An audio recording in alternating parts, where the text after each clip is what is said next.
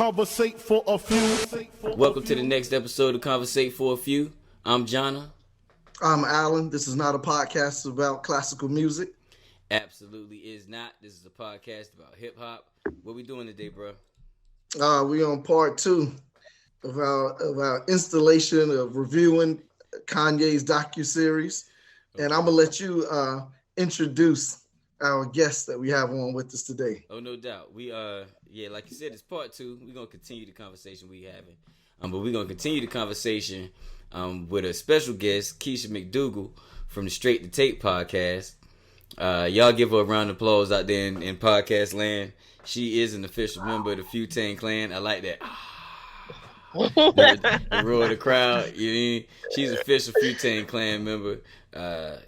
Lover of hip hop. She might even be more authentic than I am with the hip hop. You know what I mean? Like she own it. I don't know. Yeah, because I think I might lean towards the gangster a little bit too much, and that ain't, you know what I mean. And that's not the core of what it's about. Right. So just to put that out there. But yeah, man, we wanted to have our own. Wanted to have you on, Keysha, to help us fill out this conversation around what we saw in the Kanye doc and how we felt about it, and his career on the whole. Mm-hmm. I guess we jump right in though. We already talked about it for an hour and a half, so I'm gonna ask you exactly how you what did you get from it first go around? Like, what did you get from it? How'd you feel? The first 2 episodes were super exciting. They were nostalgic. I remember being in places, and also to see my boys' reactions. I have 2 19-year-olds and an 18-year-old. So right around when he started popping, they were little, and I remember them bobbing their little heads. So there's those musical memories. But that last episode, man, number 3, at the end of number 2, I was like, how are they gonna get from college dropout basically dropping to now? Yep. And it went very fast, and a lot of it wasn't even about him, right? It was about him and Cootie's the deterioration of their relationship and what Cootie was doing. But then it went like lightning speed, but I still got it, right? And the shit made me really sad. Like it made me sad to see the impact of all of the things that have happened in his life on him as a person. Artists evolve over time, definitely their musical styles. But I really think that his mental has affected his music. People say one line that stood out to me was when Cootie was invited by Common to that show in Chicago. Yeah. And he was like, he hadn't seen Kanye in months or years maybe. Mm-hmm. And he said that he was nervous because he knew Kanye, but he never met Yeezy yet. Yep. And that was kind of the takeaway quote from the whole series for me, how much different he became over the course of 3 years, 4 years, how he devolved, mentally, to see that. And again, it was super quick. I was thinking, okay, it's a trilogy. They called it a trilogy because they're going to end this last episode through number 3 with College Dropout. And then it's going to be 2 more series of 3 episodes each. That was my hope because they really probably had enough footage to do that and had enough material and time to go over. But no, it was like a huge Scooby-Doo moment at the end. The last episode was. It's so she said a lot, right? And she brought up a lot of good points. The funny thing is, while I was setting up the computer and everything, I got a text from Jay Cash, right? Okay. 4 voice texts, and everyone is talking about this gap that we mentioned last time, right? Mm-hmm. The 6-year gap, because he's there late registration. He doesn't pop back. He missed all of the years and albums of the transformation into Ye. Right. But he wasn't there, right? They weren't allowing him to be around. Yeah. Right. And so he was asking, Jay Cash was asking, what happened? He's so baffled. He doesn't understand, where really was the breakdown. And he feels like it wasn't address head on actually what happened. Of course, he said he didn't have his number at a point in time. They weren't around each other. Ye went on tour without him, all of that. But he was like baffled as to how he was like his day one, so to speak, from the beginning, recording his man and him. And his mother was his two main supporters that believed in him when no one else did. So he was like, he's there for registration. Then he just disappeared. Well, I think it's that. I think that the leaving out that part was by design, probably. Right. Yeah. Right. Because for a lot of reasons. Yeah. Something private and whatever. Well, yeah, they did leave that. That was like a big question mark that was left. You mean, are y'all saying as to why he wasn't there is the question mark? Yeah, what happened between him and Cootie? Right, what happened? Like why? Like me and you, people will wonder why if you pop, I pop, something happened, then we just not. Right. I'm out the picture, right, for years. Right. And then I put out a documentary. Yeah. Right. Well, I guess maybe to me it just. At that moment when Kanye went on tour and Kanye's people came and told Cootie that he wasn't coming on tour after Kanye had already said he was coming. Right. I think that was the beginning of the end. And I think Kanye is what happened. You know what I mean? So, yeah, that makes sense. Yeah, Kanye. Like your friend, if he didn't stick up for you and say, no, that's my man. That's it. We've been together since the beginning. That was the beginning of that definitely would cause a rift. And then Cootie had his baby, and that was kind of the shift of his life. Right. When he became a father. Right. And Kanye being catapulted into stardom at rocket speed did not help. Right. Yeah. Because he changed very fast. So much so that remember when he came to a session, Kanye didn't even speak to him, he said. Yeah. Right. Yeah. Right.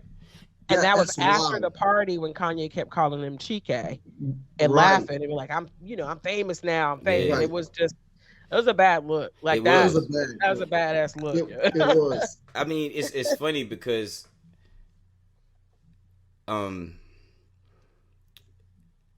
it seemed to me that Kanye got rid of everyone that his mother would have expected to be there. That makes sense. That's a good point. You know what I mean? Like everybody that would have that she would have asked for. How is Cootie? How is this person? How is that person? You know, those are the people that didn't stay around long. But those happen to be the people that were brought back around once she passed after a while. Right. You know, the family called him. They called him in to do like the memorial video and stuff like that. So yeah, you are correct on that one. I think. Yeah, I don't think he wanted people to see him, and Cootie was the person that was gonna show people him. You know, I think he wanted this show of, like, I think we spoke about it a little last time, Alan. Kanye had decided that he was gonna show the world a superstar, and that superstar needed to be a certain level of bulletproof, and there was no bulletproof person in any of the footage that Cootie shot. And and you know, I don't think he wanted that mirror next to him every day. Right. Yeah, because he knew he was devolving, right? He knew he was changing into a different person.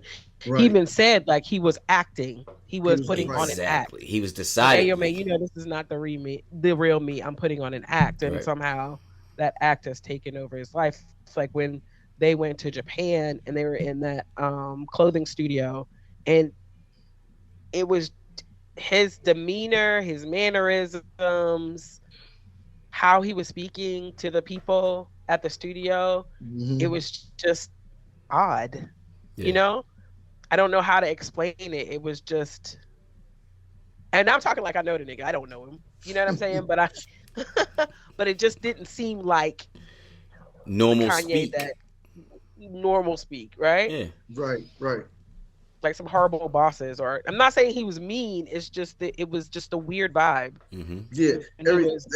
Everything was real off-putting that he was doing. Yeah. And his dad, no shirt, FaceTime, you know. Wild stuff. It's a super zone. Wild stuff.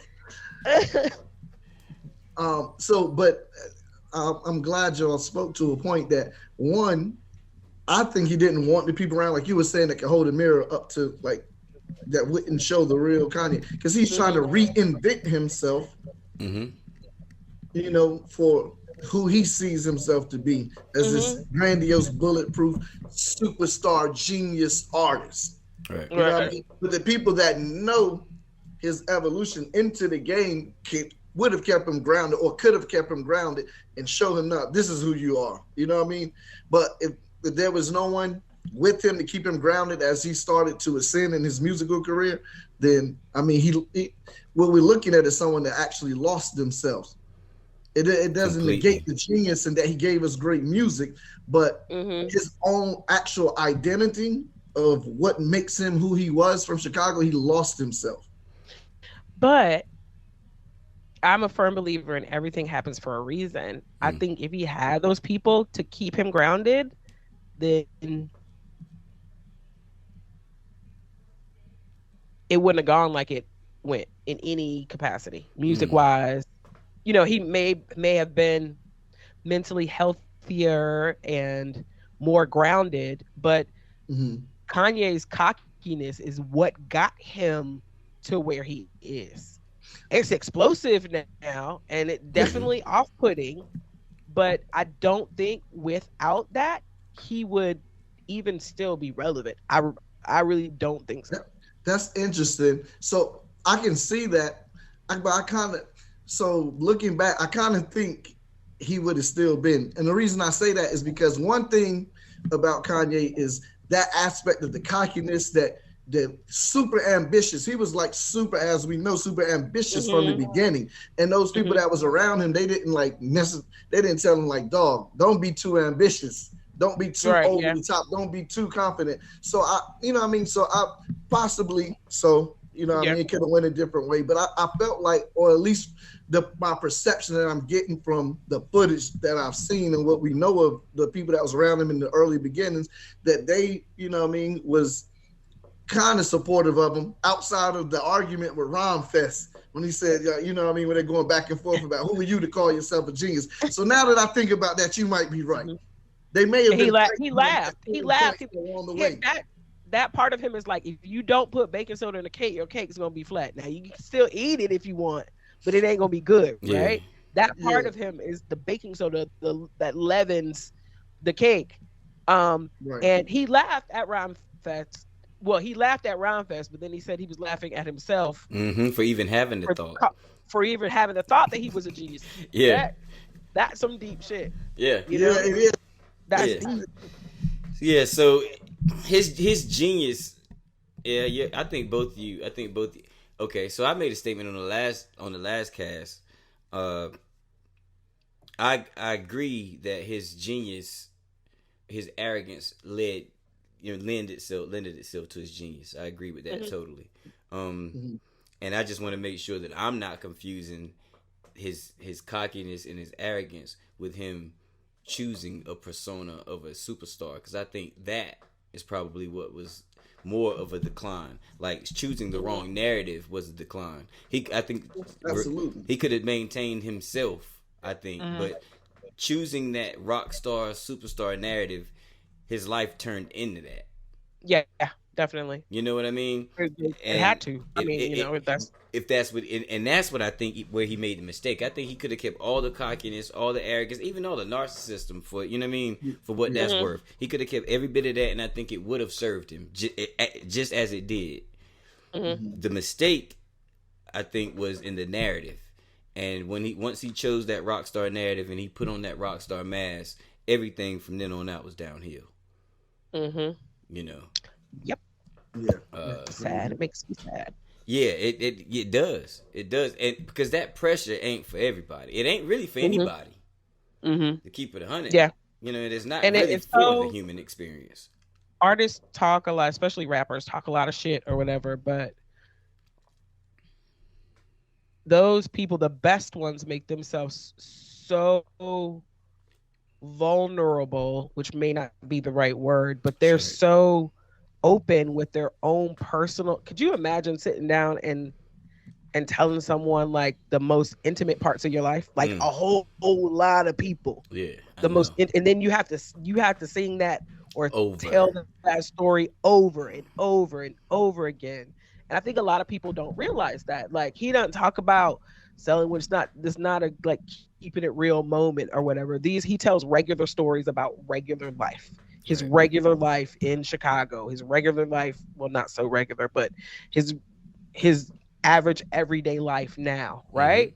And the evolution of that. So there's probably not a lot of hyperbole in his rhymes, but that's like me sitting down telling a story about an intimate time that I had to millions of people. Yeah. Or putting it on film or tape or CD or whatever, digital, and letting people listen to that shit over and over and over again. And then I have to stand on a stage in front of a whole bunch of people and tell people. Don't think about how vulnerable these upper echelon artists are, because they're sharing their entire world with you, and that's what makes it good. Like, the emotions that they're feeling, they're conveying those over whatever artistic medium that they choose, and that's what makes us love it so much. Yep. But then we don't think about, oh shit, like, he just talked about his mama dying. That's horrible. Yeah. You know what I'm saying? That's a horrible shit to relive, even for an average everyday person. Yeah. It to your point, there's a lot of things that Kanye mentions in his music that it might be just regular insecurities. But if you walk around repeating that to yourself over and over again, you know, imagine harping on your own insecurities. Yeah. You know, but to us, that's what makes it real good, and that's what makes it relatable, because a lot of people have those same. Right, exactly. But it's got to be in some ways hurtful or damaging to that person. For sure. If they don't manage it correctly. And it's hard to manage that shit correctly. For sure. It is hard, because you don't get to stop. You're on warp speed into a life that erased your prior life for the most part. Right. You know? And you don't ever get to go back. You're under the realization that if you do go back, that's failure. Right. You know? Yeah. And then you have to continue to replicate that in some way, shape, or form, right? Yeah. Or you just struggle away into nothingness. Right, that's what I'm saying. So, right, you fight to maintain that level. I think so that's you have to share more and more and more and more and repeat it more and more and more and more. It's damaging. It is. And if you I would hate to think that he's causing train wrecks just so that we can see him. There's a name for that. Yeah, self-sabotage and all that good stuff. What was the name you were thinking? Munchausen. Yeah, that was sadomasochistic or something like that. Yeah, I think all of those things kind of fall in that bucket. Yeah, you mean... But I did have that similar thought, the whole bullying Kim on... I have my whole theory about that. I'll get into it in a minute. But his whole activity, social media activity towards Kim and his family, in a matter of, let's call it a week and a half, he went from having absolutely no social media presence to being one of the top trending topics in like a week and a half, 2 weeks. Kim Kardashian and her family basically invented that whole clicks for money for clicks, and they invented that. So my theory is that, and then he's dropping an album, right? And close. Shortly after all of this stuff starts popping. I think that, and Kim hasn't said shit. She hasn't said anything. She hasn't said anything about the Pete Davidson video. She hadn't said anything about the truck full of flowers. She ain't said nothing about him buying a house across the street from her. She ain't said nothing about all these social media posts. Nothing. They have a new TV show coming out, The Kardashians. My thought is that it is scripted. This is outrage marketing at its best. Mm-hmm. There's a very good chance that all of this is outrage marketing at its best. Mm-hmm. And you know what? I can see that, because one thing when we was like looking at the listening for the album, you see he had everybody wearing the boots, right? Mm-hmm.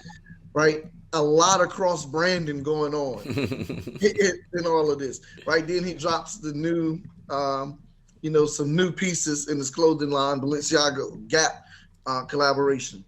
So whatever he's doing, there is always like multiple things. He doesn't do anything and is not going to be attached to at least 2 or 3 other things that are being pushed and marketed along with it. Right. I will say though, devil's advocate, he did the same thing with Pablo. The first time he did a live listening party in a stadium, he incorporated the Yeezy fashion show. So he's going to do that every time. You know what I mean? Yeah. Now he may just be expanding the theme. You see what I mean? Like I'm premiering my life, this train wreck thing that's gonna gain me all this attention that leads to this album, which leads to the television show. I could definitely see that all being the case. I hope that's not the case, but I don't see anything that makes me feel like it's not either. That could be 50-50. That's a coin toss. Yeah. You know, that's a coin toss. Now, something that makes me feel like that may be the case also, though, is the fact that he didn't throw a fit when Cootie came with this footage in Netflix. You know what I mean? Like, this doesn't seem like... So what's the deal with that? I don't know. I think I read or heard about it, because I would assume that he would have to give his sign off, right? Well, he did that one post where he said that Netflix, he need to have final say and clearance of what exactly what was actually in it. He had to have final once he had to see it and approve that y'all can show this about me.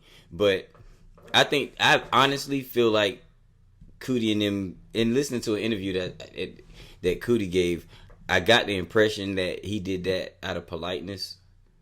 But if he had said no, don't put it out there, but anything Kanye could really do. Because the deal had already been inked with Netflix, and the footage belonged to Cootie because he never charged for it. Yeah. Okay. So that was the feeling that I got watching the Cootie's interview, is that Kanye did ask for that final right of refusal. If this is, I need to approve this. You know what I mean? Whatever it says, but I didn't get the inclination that he could have pulled the plug on it. Yeah. You know what I mean? But it was ironic that it all came at the same time. But if it's been ready for a while, you'd have to be crazy if you're Netflix and Cootie not to go ahead and drop it now. Yeah. You know what I mean? You don't wait for the next Kanye thing. You go ahead and do it. You know? Because I don't think there was a whole big lead up to it, right? No. It just appeared. Like kind of out of nowhere. They started saying it was coming. They said it was coming for about a month. And after that, we got it. Matter of fact, I remember the first time I saw that it was coming, I was like, that shit's never gonna hit Netflix. That's not gonna happen. You know what I mean? Ain't no way. I didn't believe it, you know. But I'm glad it did. Definitely some insight. Super, like I said, super nostalgic and sad at the same time. Yeah, but see, she walked away with the same thing. I started the last one pretty much the same way, right? Yeah. You know what I mean? I got the same feeling. It's like it was good, but not good. It was great. It was a great documentary. Great documentary, but it was heavy. It was heavy. I was like, what am I gonna watch now to make me happy? Like, sometimes I know it's late, but let me watch a cartoon. I need to cleanse my palate. Yeah. Yeah, for Definitely. sure. Definitely. So, one thing I got out of this, man, is it's a blessing to have a parent that understands how to believe in a child. I think that's a gift. I don't think all humans are born with the ability to believe or even the understanding of how to do it. You know? Yeah. But he was blessed with one that poured water on every seed he would drop on the ground. You know what I mean? Right. To make sure. Right. He's And that's about to say something? I'm sorry. and Go I ahead. was, oh yeah, no, I was just going to say, yeah, I agree with you. And his mom like supported and like, and I'm. That's interesting that you say not everybody knows how to. You don't think everyone knows how to do it. I think not everyone know how to do it in a healthy manner. His mother was able to support him in a healthy manner. Because when you look at the psychology of like, and I came up right, my dad coached me in baseball. Like that's unhealthy support. Like the pressure that they put on their children to play football and baseball. I remember them yelling for the sidelines and stuff like that. But the way she supported his dreams, right, was so in a healthy manner. And it was never to his detriment, even when she gave like, and part of that is just something that's innate with their mothers that you can't replicate. Because even when he asked her about like the interview, do you think I was wrong in my approach or how I'm be coming off? She didn't say, nigga, you be bugging. Like she was like, I'm not saying that, Kanye. I'm just saying, see, sometimes you got to do like this, that. Like she was real balanced and knew how to handle his mind in a way that would tip him over the edge or like kill the momentum that he had and and the confidence he had of building in himself. So. Yeah, that's a really important point, bro. Like the healthy support. I hadn't considered that at all. You know what I mean? I hadn't considered that at all. But that's so true, man. She did have a really healthy support for him. Wow. Yeah. Which Well, and go ahead. Oh man, I don't even mean to cut you. I wasn't just gonna a thought coming to my mind, but like and maybe you all have, but I haven't. But now I like really want to consider look into his life a little bit more post his mother passing, because I think that may be trivialized a little bit, the actual impact she had. Like looking at the documentary, knowing how vital of a key she played in his life, then losing that, like the impact that had. I don't know if it's really been recognized. Yeah, exactly.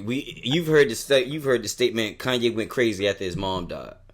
That boy ain't been the same since his mama passed away. Even that's all you hear. Even that is trivializing the situation. You know what I mean? It's minimalizing the impact that it really had. And like you said, Keysha, at the pivotal point that it happened. You know. But black men really don't get that grace. Nah. They don't get that grace at all. Like fucking Robert Downey Jr. went batshit crazy, and now he's Iron Man. Iron Man is dead. But so black men really don't get that kind of grace. That's true. In the public eye. Y'all are always supposed to be either doing what you're doing well, or you're just a thug. Like there's really no in between. There's no when we in the media, when black men do something wrong, it's because they're a criminal. Like there's no question, there's no if, but what if. That's or right. Looking into y'all do something wrong, there's like the news prints your rap sheet if you have one. Right? When a white man does something wrong, they go straight to what is his mental state. Like we don't have a mental state. And it's horrible, and it gives us PTSD. Like literally, my Google Fiber is laying line in my yard. I mean, in my neighborhood. And a couple Fridays ago, the contractors hit a gas line, and so we were stuck I live in a cul-de-sac, so we could not leave the street because it was at the top of the street. They had the street blocked off for hours and hours and hours. And my kids are like out. They all drive. But they're out. But they needed to get home, get their clothes changed, and go back to work. So I'm on the neighborhood Facebook group. And people are like walking through, like parking at the golf club and walking through people's backyards.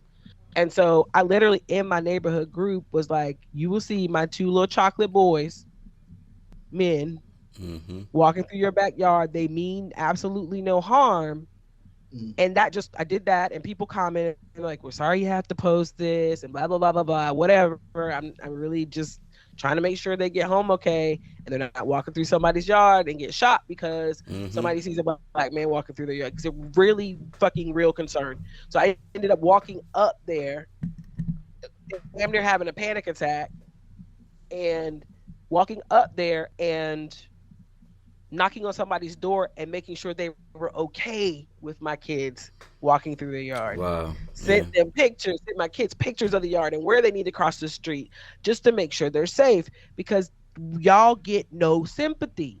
I know. Y'all get no sympathy. And no one's giving this man sympathy for not even his mother's death, but he has a mental illness. Period. It is clear. Yep. So there really shouldn't be a whole lot of other discussion. I did see today some bullshit about when it was on one of those very, very liberal Facebook pages, asking when he's going to be put into, what is it, a conservatory? Like what is it called? Wow. Conservatorship? Yeah. For why? For why? Nah, that don't even make sense. No sense at all. But the comments under it, I had to stop because it was they were just ridiculous, right? See, that's the catch. One extreme to the other. Like you said, one extreme to the other. If you need help, we're taking it all from you. Right. You know? Right. Exactly. There's no in between. There's no sympathy or empathy when they probably have, these are bleeding heart liberal whites that were saying all of this, probably have people in their family experiencing the exact same symptoms. And they get the sympathy and this man does not. With that, we need to educate ourselves a little bit more so we could be a lot more sympathetic too. Exactly. It's up to us to be sympathetic. They're not going to do it. We got to be sympathetic to the man. Yep. And that's what I am. And yes, his life completely changed when his mother passed away. That scene with him on stage and what he was in, like Zurich or France or something, was right after his mom passed away, and he hadn't stopped working. I don't even really think he's had a chance to grieve or given himself a chance to grieve. He's just been going, and then he had the breakdown, and then even after that, he was just going, right? But I want to just give my thoughts on Donda herself and absolutely what a great mother she was. One of my things with my boys have always been exposure. Like if you want to take archery, take a couple of classes. If you want just supporting them in a myriad of things that they want to touch or do or be. And she did that for him, and she did it very, very well. But also, the video showed Donda's transformation as well into something that what actually killed her. I had that you talking now. Like they say, now you podding. You podding now. I had this conversation 2 days ago, and with Jason, a friend, of the show, and I'm like, it seemed like what she like kind of died from. It seemed like she went, like you said, underwent a transformation or was reinventing herself as well out there. Because I'm like, what she died from, based on what I saw from a beautiful, strong black mother, I would not have even thought that would even be up for consideration for her. It's that money. It totally go ahead and get this good old weave. Get this tummy tucked. This lipo tucked. I need to be the image of what a superstar. I have. A superstar's mom should reflect. Right. That's what it seemed like. Like she started doing it too. Absolutely. And it's tough to talk about, It is. Imagine though the toll that it would take on. I could only imagine the toll it would take on me as a son to through my success, create the opportunity to kill my mom. Yeah, and we don't know what their conversations were like around these the surgery, procedures and stuff. Yeah, we don't know what those conversations were like, or if he could have very well not wanted her to do it, or if he was the catalyst for verbally for her doing it. Like, we don't know those conversations, and that's where empathy comes in, because you don't know everybody's life, right? Sure. You don't know nothing about these people, and you just I don't know. People are just so cruel and mean, and selfish and inconsiderate. And what else can I say? Yeah. Like, you don't know. He may have a lot of guilt there that we may never know about. I could only imagine. And either directly or just generally indirectly. Right. Yeah. She, from what we saw, always made him feel like he was enough. At whatever place he was, that he was enough. We saw that in the video. But she didn't feel like she was. And people can come at me all you want to. If you don't have some medical issue that causes you to have your body changed, I concur. Then you don't feel like you're enough. I concur. Yeah. Like, if I could get this tummy tuck, I would, because I don't like it. But yeah, I mean, she didn't feel like she was enough for whatever she envisioned was where she should have been, right? Yeah. And that's why she had these procedures done. Yeah. Right. Yeah. Man, I just and the crazy thing is we can see a beautiful, strong black woman in his mother. We can see that. We're from that. LA didn't see her the way we see her. You know what I mean? Los Angeles didn't see her the way we see her. They didn't treat her the way I guarantee you they did. Right. You know? Right. They definitely didn't treat her. Right. The way we see her. Yeah. You know? And that itself would have an effect on the person. It definitely could have an effect on the person. You know, that could affect you feeling like you're not enough. You may feel like you need to carry more into this room than you have at this right. And she was trying to do good with the foundations and stuff, and thinking she felt like, I need to present a certain image to be able to get to these tables that would, help aid the people the groups that she was trying to help with these foundations. So, I mean, I get it. But to him, we don't know that part of the story. Yeah, we don't know. We don't know. We don't know how much damage it did. We do know it did some. Yeah, absolutely. Absolutely. We watched a lot of the wreckage, I think. Oh man. Yeah, we talked about on the last one what it would have been like if the missing footage had been there. The 6 years that they were apart. Yeah, from what the end of the beginning of late registration to what the end. To the end, to the end of the documentary, at least, not the end of. How do you feel? How do you feel about that footage? Do you think you would have been able to enjoy it? Are you interested in seeing it? It already made me sad. Like when they were in Cuba or Costa Rica or Puerto Rico, they were somewhere and he was out there talking about the skyscrapers and stuff. And Cootie cut the camera off. Nah, I don't want to see that. Yeah. I mean, it gave me some insight, but I think there would have been a lot more of that type of footage in that missing gap years. Right. It wouldn't have made it. It would have made it even. I think if that footage was there, it would have made his life that much more complicated and harder. It would have made the judgment and his critics giving it even more fuel to crucify him with than they already got. Especially without the sympathy that they were going to give him. Oh, bro, because he wasn't going to get none from him at all. No. Yeah. And so for me, I wouldn't need to see it. Yeah. And the reason why is because I know it's going to show sides and things that probably it's rough when you watch, if you ever had a family member or friend suffer with any type of mental illness or physical sickness.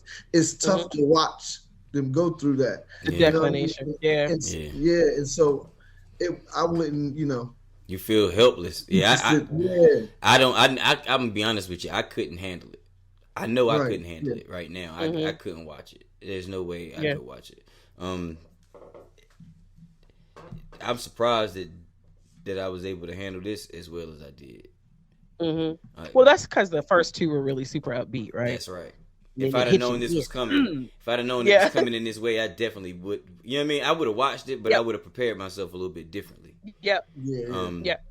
I do feel like if we were to get, there's another documentary in here.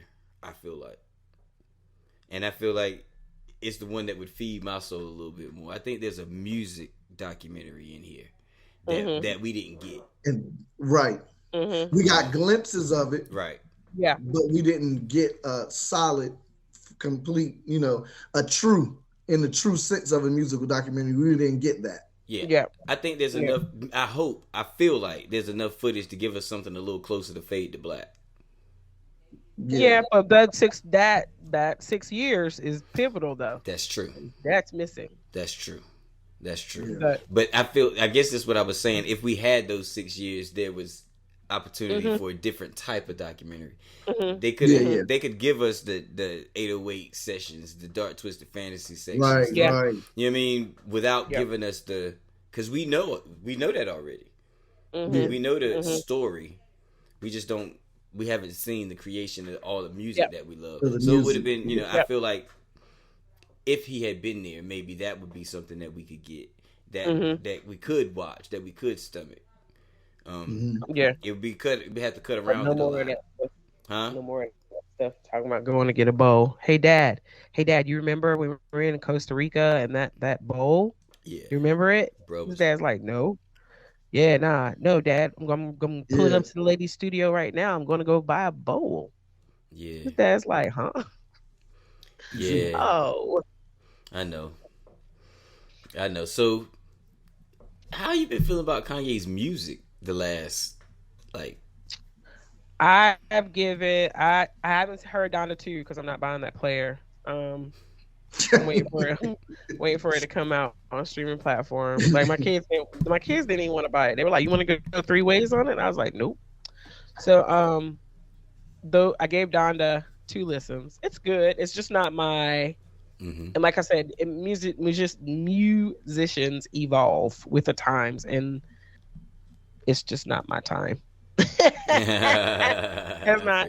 It's too. My kids love it though. They love it. Like when he did the not the Drake one, but the album release, I could not go to sleep. And it was late at night because they were like, "Oh, yo, wow!" Like all late at night and shit. For the last one, I was like, "Let me just turn this shit on down." Yeah, for the last one, don't keep me up anyway.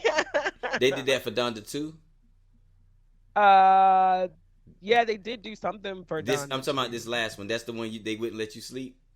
That's what they were watching. No, it's the first one. Okay, the first one. Okay. The first time. Okay. Yeah. We actually went to the theater to watch the It was an IMAX. 2. Yeah. Donda 2. It's so late though. I would have been asleep. Yeah, we were actually funny. Nah, we didn't take a nap. We left. Oh. and I pulled it up on my phone because I was gonna put it on the, just watch it until it came on. I was gonna drive home and just leave it on until and it popped on as I was getting to my car, as I was unlocking my car door. The live stream popped on, so I called Alan and was like, "Yo, it's on, bro. We gotta go back in." And I passed a couple people that were doing the same thing we were. I was like, "Yo, it's on, it's on." So about 10, 15 that was rushed back into the theater. So we had bailed on it. We had given up. It's definitely on TV time. I don't know. That's like, I don't know if that's intentional or something else. Like, but that's shit sucks. I hate that. I've always hated that. I remember I waited for KRS-One at Kamikaze's. He didn't get there until 2 a.m. He rocked it now, but I was so mad. And we were still partying or whatever. Yeah. But I was like, why is this dude so late? Like, why? I don't understand. Like, you're getting paid to do this. Damn right. Yeah, like people ain't got jobs to go to. I had to go to Winn-Dixie the next day. Like, come on. That's full circle. So you saw KRS-One at Kamikazes, and you saw KRS-One Several times this weekend. Yeah. At Cat's Cradle. I'm talking about somebody love hip hop on this call here. You hear me? Yeah. I try to see him every time he's here. He's so high energy, and he had like the engineers actually cut the show off because he was going over. Like he did his news. There's a new song he has, something about dance. It's not the best song, but he did have local kids come up and dance on stage, and then he had some local MCs come up and freestyle. So it's pretty dope until they like shut the lights off because he was way over. He gave y'all your money's worth though. That's what's up. Yeah, definitely. It was great. Lord Jamar was there with Pooh Bah. I don't know where Sadat was. It seems like he definitely should have been there because he's here. Yeah. Super weird. Shane killed it. That's like my 5th time seeing Shane somehow. But he killed his set. It was good. It was a good show. Great energy in that building. Great energy. Dope. I'm recharged now for now. Okay. Until the Roots picnic. Yeah. When is that? June 3rd and 4th, or 4th and 5th. Okay. Yeah. I don't know. Anybody got any mythical insights on this thing that we hadn't gone over? Mythical insights. Mythical, magical, just any hot takes? I want to know the people. Okay, so after he got in a car accident and he came up with the idea for Through the Wire, and then they had gone to the dentist, and then they went to like some Denny's or whatever, and they were in the Denny's. I wonder where them college students are, I wonder where they are, and like I thought that because they had no idea who he was at the time, right? None. And you know what made me think too? It's funny because they didn't know who he was, but I wonder if it was me sitting in that Denny with one of my homeboys, would we have known who he was yet? He hadn't come out with anything yet. He didn't have any music videos. He didn't have anything. Like you had to be in the know.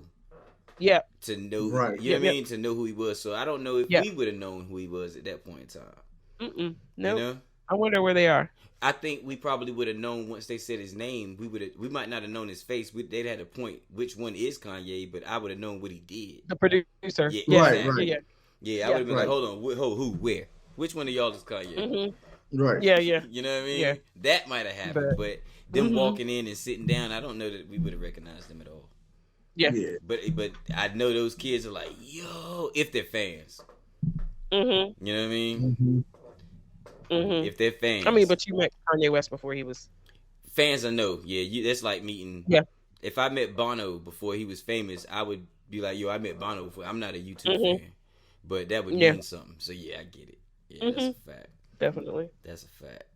That's not very mythical though, but it's just something I want. Nah, it kind of is because they're kind of like unicorns running around. Yeah. Yeah. We want to talk to them. Yeah, I'd love to interview them. Yeah. We want to talk to you. You know what? I'm gonna watch the credits and see if they signed a waiver or something. See if I can find their names. Yeah. Look them up on social media. They're probably getting hit up. I bet you they are.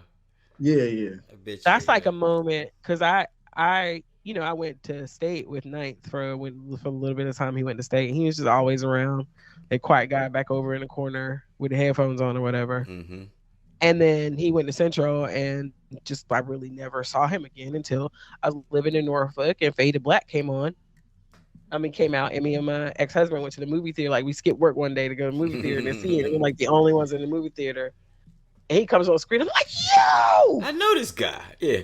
Are you serious? So I had to make a whole bunch of phone calls to figure out what the heck. How the hell did that happen? Yeah. So that's probably them people right now. They have friends calling them. If they're not fans, like, yo, you were in Denny's in 2000 and whatever. Yeah. You met Kanye West. And they're like, how'd you know that? They're probably like, how do you know that? And it was like, you're in a documentary about it. Right. Your Netflix. Because if Cootie didn't find them, I don't know how he would have found them. No, he couldn't have found them. Because like he's going around just real life recording people. There's no way he would have known who they were. So yeah, there ain't no waiver. Nah, I ain't no. They're gonna be like white student number one. Yeah. White student number Yeah. two. Yeah, White in the ain't no waiver though. I know for a fact. Ain't no yeah, waiver. yeah. You gotta know who they are. Yeah. But they know now. Oh yeah, they know by now.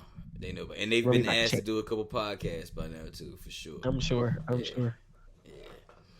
Tell us about that day. They don't remember. Mm-hmm. Yeah, a day they don't. That's remember. Completely on film.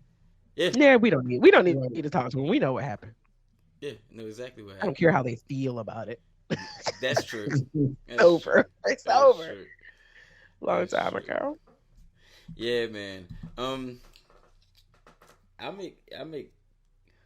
excited to watch it again. I didn't get a chance to watch it again. Yeah, I didn't get a chance to watch it again this weekend. I was going to on my drive to Atlanta, but I decided to podcast it out and do some other stuff. I actually listened to music on my trip. You know what I mean? So I'm looking forward to watching it again through Cootie's eyes. Because the first time I didn't watch it through his eyes until halfway through the last one. You know, where it kind of flipped for me. But this time I want to kind of do it again. And it's an amazing idea, yo. I think I'm gonna get me a camera crew follow me around. Then if we use it, we use it. If we don't, we don't. But I'll just have it, I guess. I mean, it is. I'll put it to you this way. I was sitting with my daughter and her husband and my cousin yesterday, right? And we just shooting the shit at lunch, telling stories or whatever. And her husband was like, Mr. Avery, you really need to write a book. Like, you really need to write a book. So if I have a friend that's trying to get me to write a book. Yeah, you know what I mean? So if we've lived a life that makes people inclined to tell us to write a book, we probably live a life that is interesting enough to have a camera follow us around. Yeah, that's true. And that's not being arrogant or cocky. I'm just saying I didn't tell myself to write a book. Somebody told me. Yeah. So yeah, he asks me about it every other week. So how's that book coming? So it's not a bad idea. It's a little narcissistic, but hell, if I know greatness when I see it in other people, why can't I recognize it in myself? True that. At Kanye West. And with that being said, I think I'm good. How y'all feel? I'm good. Thanks for having me, y'all. Yeah, I'm good. Yeah, I usually ask Alan, you think we did enough on this one? So, yeah. We definitely did enough. Yeah. Sure. Yeah, I think so. I truly appreciate you coming on, Keysha. And I would ask that all the Wu-Tang Clan go check out Straight to Tape podcast on Tuesdays. What platform they need to check y'all out on, Keysha?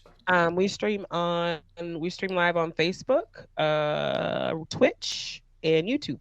Nice. And they could just in a straight two with like two lines tape. I. That's how they find it straight. I tape. Nice. And also you can catch the audio of all of our shows on your favorite podcasting platform. Nice.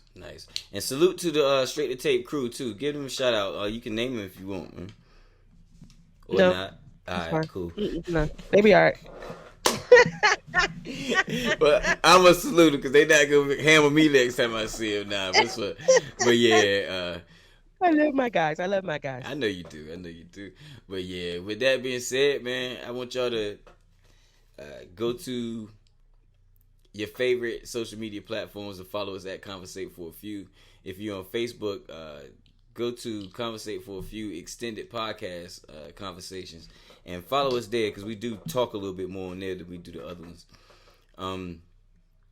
Stay tuned for the limited edition Wu-Tang Clan merch. I promise you it's coming. And go to YouTube, subscribe, ring the notification bell.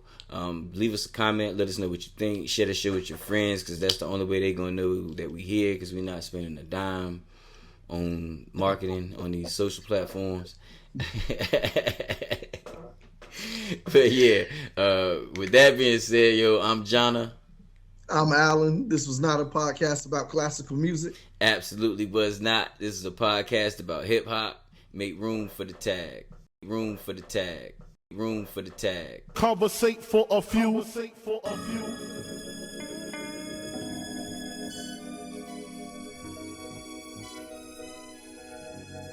Hustle. Welcome, man, they had to send me. Hustle from Raleigh, live from NC with your hosts, John and Alan. Relate to the two. You are now listening to Conversate for a few. Check it on SoundCloud, debate with your crew. They talking hip hop from the late to the new. From July till June end. No Fridays for me. Tune in. Please listen to this podcast. Please listen to this podcast. Please listen to this podcast. Please listen to this podcast. Please listen to this podcast. Please listen to this podcast. Please listen to this podcast. Please listen to this podcast.